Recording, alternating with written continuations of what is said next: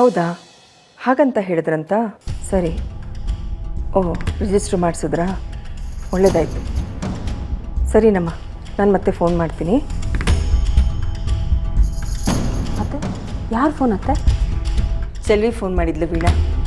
ಅವ್ರ ಅಮ್ಮನ ಆಸ್ಪತ್ರೆಗೆ ಕರ್ಕೊಂಡು ಹೋಗಿದ್ರಂತಲ್ಲ, ಡಾಕ್ಟ್ರು ಚೆಕಪ್ ಮಾಡಿ ಯಾವುದೋ ವೈರಲ್ ಇನ್ಫೆಕ್ಷನಿಂದ ಈ ಥರ ಕಣ್ಣು ಹೋಗಿದೆ, ಆಗಲೇ ತೋರಿಸ್ಬಿಟ್ಟಿದ್ದಿದ್ರೆ ಇಷ್ಟೊಂದು ಸಮಸ್ಯೆನೇ ಆಗ್ತಿರಲಿಲ್ಲ ಅಂತ ಹೇಳಿದ್ರಂತೆ.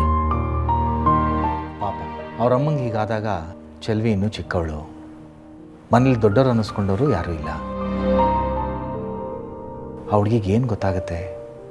ಅಷ್ಟು ಚಿಕ್ಕ ವಯಸ್ಸಿಗೆ ಅವಳೇ ದುಡ್ದು ಅವಳೇ ಮನೆ ನಿಭಾಯಿಸುವಂಥ ಪರಿಸ್ಥಿತಿ ಬಂದ್ಬಿಟ್ಟಿದೆ.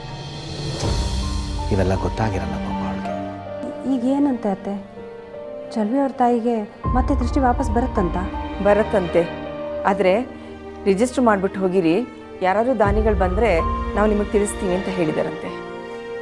ಈಗ ಅವ್ರ ವಯಸ್ಸಾಗಿದೆ ನಿಜ, ಆದರೂ ದೃಷ್ಟಿ ಬಂದರೆ ಅಳಿಯ ಮಗಳನ್ನು ಕಣ್ಣು ತುಂಬ ನೋಡಿ ಎಷ್ಟು ಖುಷಿ ಪಡ್ತಾರಲ್ವ? ಹೌದು ರೀ, ದೇವ್ರ ದಯೆಯಿಂದ ಯಾರಾದರೂ ದಾನಿಗಳು ಸಿಕ್ಕಿ ಅವ್ರ ಕಣ್ಣು ಸರಿ ಹೋದರೆ ಅಷ್ಟೇ ಸಾಕು. ಖಂಡಿತ ಹಾಗಾಗೇ ಆಗುತ್ತೆ ಅತ್ತೆ.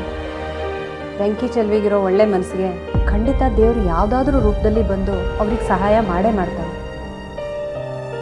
ಮಾವ, ನೀವು ಅವತ್ತು ಹೊಸದಾಗಿ ಗ್ಯಾರೇಜ್ ಓಪನ್ ಮಾಡೋದ್ರ ಬಗ್ಗೆ ಏನೋ ಮಾತಾಡ್ತಾ ಇದ್ರಿ, ಆಮೇಲೆ ಅದ್ರ ಬಗ್ಗೆ ಮಾತಾಡಲೇ ಇಲ್ಲ.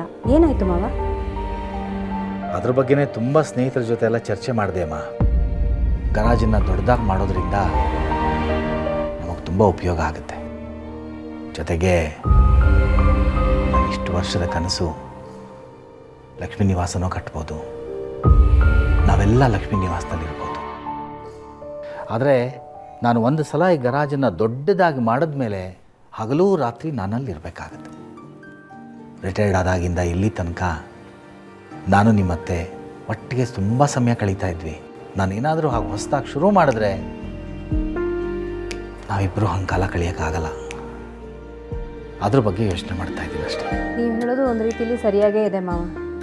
ನಿಮ್ಮಿಬ್ಬರನ್ನ ಈ ರೀತಿ ಜೊತೇಲಿ ನೋಡೋದೇ ಒಂಥರ ಖುಷಿ.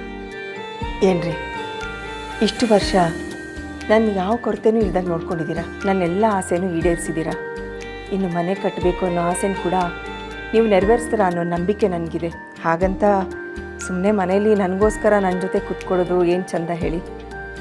ಒಂದು ಕೆಲಸನ ಆರಂಭ ಮಾಡೋದಕ್ಕೆ ಯಾವ ವಯಸ್ಸಾದರೆ ಏನಂತೆ, ಆದರೆ ಆ ಕೆಲಸದಲ್ಲಿ ನಾನು ಗೆಲ್ತೀನಿ ಅನ್ನೋ ಛಲ ಇರಬೇಕು. ಆ ಛಲ ನಿಮಗಿದೆ ಅಂತ ನನಗೆ ಚೆನ್ನಾಗಿ ಗೊತ್ತು.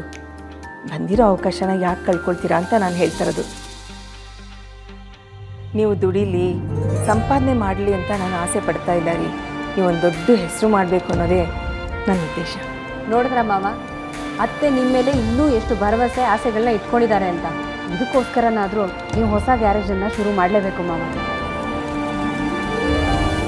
ಖಂಡಿತ ವೀಣಾ, ನಿಮ್ಮ ಅತ್ತೆನೇ ನನಗಿಷ್ಟು ಧೈರ್ಯ ಕೊಡ್ತಾ ಇದ್ದಾಳೆ.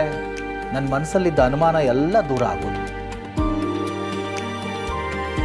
ಲಕ್ಷ್ಮಿ, ನಿನಗೋಸ್ಕರನಾದರೂ ನಾನು ದೊಡ್ಡದಾಗಿ ಒಂದು ಸರ್ವಿಸ್ ಸ್ಟೇಷನ್ನ ಶುರು ಮಾಡೇ ಮಾಡ್ತೀನಿ.